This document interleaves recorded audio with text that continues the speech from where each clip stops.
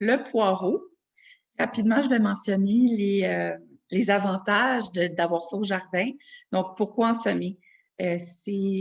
On peut le manger cru, cuit, de toutes les façons qu'on peut penser. C'est très riche en vitamines, puis ça contient des fibres alimentaires. Donc, c'est le fun de l'ajouter à notre assiette. Et puis, comment le semer? Eh bien, on peut partir des semis intérieurs. Nous, on en a parti en fin février, début mars. Donc, ça, c'est la période pour les faire à l'intérieur. Euh, ça reste à l'intérieur pendant 7 semaines. Et puis, ça prend une semaine d'acclimatation. Puis, c'est des graines qui se font vraiment à la surface. Là, donc, 5 mm de profondeur. On ne met pas beaucoup de terreau dessus. Puis, une fois que ça commence à pousser, on éclaircit avant de transplanter. La germination peut prendre 8 à 10 jours. Puis, lorsqu'on les fait à l'extérieur, donc en semi-direct, on peut les faire en début mai pour, pour que ça arrive à maturation à temps assez court. Donc, lorsqu'on les fait à l'extérieur, le temps de germination est plus long. Donc, considérez ça lorsque vous faites des semis directs, donc des semis extérieurs de poireaux. Puis, ça va prendre 10 à 20 jours pour la germination. Donc, découragez-vous pas, ils vont sortir. Mais c'est un peu plus long là, parce que c'est dehors. Pour ce qui est de ses besoins, ça aime le soleil, ça résiste bien au gel et ça peut rester au jardin jusqu'à la fin de l'automne. Puis, ça a besoin d'être arrosé régulièrement, mais sans excès. Surtout en temps de canicule, il faut penser à avoir un bon arrosage. Puis, au niveau de la nourriture, c'est lorsqu'on le transplante qu'on a besoin d'ajouter du compost. Donc, par exemple, si vous aviez fait un semis intérieur avant de mettre votre petit bébé poireau à sa destination finale, ajoutez du compost. Et puis, durant la saison, on peut faire 2 apports d'engrais. Et donc, pensez à un engrais riche en phosphore pour le poireau parce que c'est ça qui va nous aider à avoir le beau morceau blanc. Donc, si on veut, tout se mange, là, le blanc et le vert se mangent du poireau. Par contre, si on veut avoir si on préfère le goût de la section blanche, il y a des choses qu'on peut faire pour augmenter la croissance de cette partie-là. Et donc, un filet anti-insectes est recommandé pour le poireau. Puis, on va parler des toiles qui laissent passer la lumière et l'eau. Puis, ça s'achète en centre-jardin. Vous pouvez enlever la toile avant les grosses chaleurs de juillet, par contre, parce que il y a moins de risques d'insectes, puis ça va être correct comme ça. Donc, ensuite, ce qui est recommandé pour cultiver le poireau, c'est de le faire en sillon. Donc, il va être plus creux, puis on va utiliser une technique qui s'appelle le butage, donc B-U-T-T-A-G-E. Puis ça, c'est, par exemple, on a le poireau ici, là, puis là, on va aller le couvrir de terre jusqu'ici. Plus il pousse, plus on va couvrir de terre, donc ça va cacher le bas du corps du poireau, donc ça va permettre à faire cette section blanche en la cachant soleil, puis ça va être juste la petite extrémité qui va être verte. Donc, ça, c'est comment les cultiver si on veut augmenter la taille de la section blanche. Puis, c'est ça. Donc, ajouter de la terre graduellement. À chaque fois que le poireau il atteint la grosseur d'un crayon à peu près. Puis on fait d'autres couches. Donc, c'est pour ça que c'est important de commencer plus creux quand on les met. Et puis, vous pouvez couper quelques feuilles pour diminuer les risques de maladie. Et une fois la récolte terminée, vous pouvez couper les résidus puis le laisser dans le sol. Ça, c'est pour les gens qui sont en pleine terre ou même en bas, vous pourriez le laisser là. Puis ça va contribuer à la vie de votre planche de culture pour les prochaines saisons. Et ensuite, pour la densité, donc, si vous faites une planche de 75 cm, vous pouvez faire 3 rangs. Puis, si vous le faites sur un potager carré, vous pouvez mettre 9 poireaux dans un carré de 30 cm par 30 cm.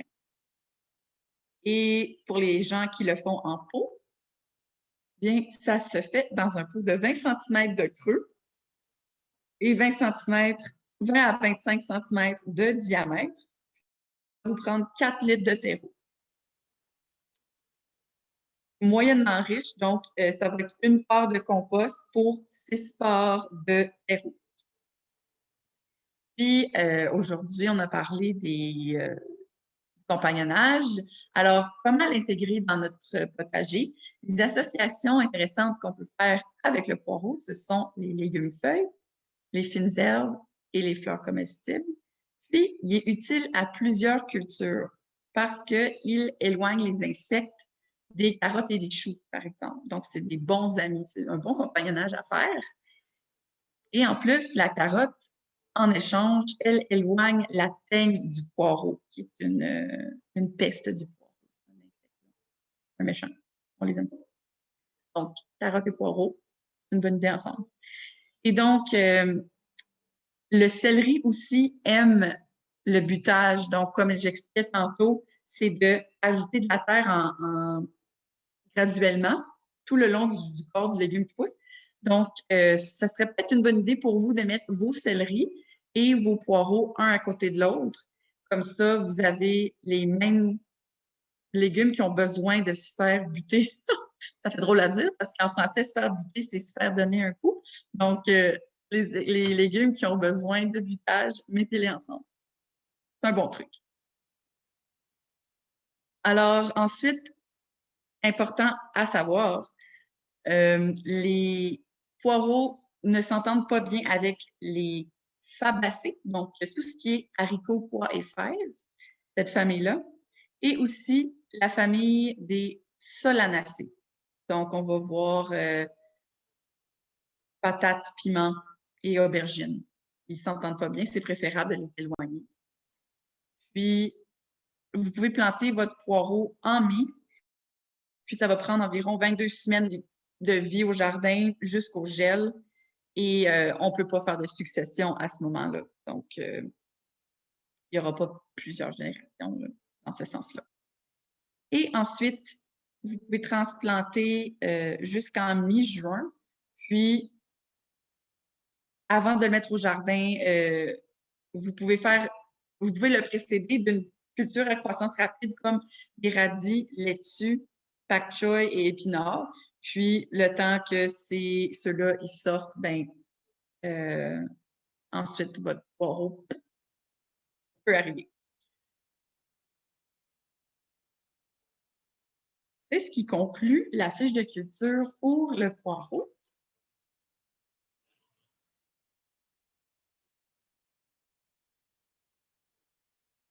Maintenant, pour les pois, les avantages à les manger, les mettre au jardin, c'est qu'on peut les manger de 3 façons. Donc, ça diversifie notre assiette. On peut les manger très jeunes. Donc, les pois mange-tout sont très populaires parce qu'ils goûtent absolument délicieux. Puis, il n'y a pas d'amertume. Et aussi, il y a les pois des neiges qu'on mange lorsqu'ils sont très jeunes. Par la suite, il y a des pois semi-matures, comme les petits pois, et il y a les pois très matures, comme les pois séchés. Donc, ils ont des temps différents. Avant qu'ils arrivent dans notre assiette, ils ont des temps différents. Donc, ça nous permet de manger à des moments différents, des textures différentes, des goûts différents. Donc, c'est bien avantageux d'en cultiver. Puis, comment le semer? Vous pouvez en faire en pot. Je sais qu'il y a plusieurs parmi vous qui ont des balcons à la maison. Donc, vous pouvez profiter d'un pot de 20 cm de profondeur et 30 cm de diamètre. Puis, le terreau est très simple, pas de compost, pas d'engrais. Et comme on a vu dans la conférence tout à l'heure, les pois ben, font leur propre azote. Donc, ils absorbent de l'air et le mettent dans le sol. Et donc, leurs besoins. Plus ou moins en nourriture, plus de besoins en eau et soleil ou mi-ombre. Donc, c'est avantageux selon votre support de culture. Si vous êtes dans un balcon un peu caché et que vous n'avez pas beaucoup d'heures de soleil dans une journée, ça peut survivre à la mi-ombre. Et puis, pensez-y, selon la variété, il va être écrit sur le sachet de fèves, là, avant que vous les plantiez dans le sol. Selon la variété, ça va aller de 40 cm à 70 cm. Alors, pensez-y avant de les placer. Comme ça, vous n'allez pas créer de l'ombre dans certaines sections de votre jardin qui auraient besoin de lumière. Ça peut aussi grimper très, très haut. Donc, si c'est des buissons, par exemple, parce qu'il y a un format buisson pour les pois, donc faites attention à penser à l'ombre que ça va créer. Et puis, nous, pour notre jardin, on a mis en terre les thom-thom. Donc, par rapport à leur densité, c'est 10 cm entre les plants. Et puis, entre les rangs, c'est 75 cm. Puis, la profondeur des semis, c'est 2,5 cm. Donc, c'est pas en surface parce que, bien franchement, je pense qu'un oiseau va partir avec la petite graine, mais plantez-le à 2,5 cm, puis recouvrir. Et j'ai bien hâte de vous montrer les progrès de nos thom-thom.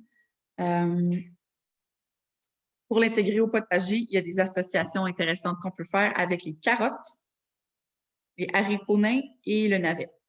Puis, on peut faire en plan intercalaire avec les épinards et les radis. Donc, les plants intercalaires, ça, c'est le temps que notre pois finisse de grandir. Ben, autour, on a déjà profité de la croissance d'épinards et radis qui étaient plus rapides, qui ont arrivé avant. Donc, ce sont les associations et idées de plants intercalaires à faire avec les pois. Pardonnez ma lumière automatique. Je me retrouve dans mon... Ça met fin à nos fiches de culture aujourd'hui.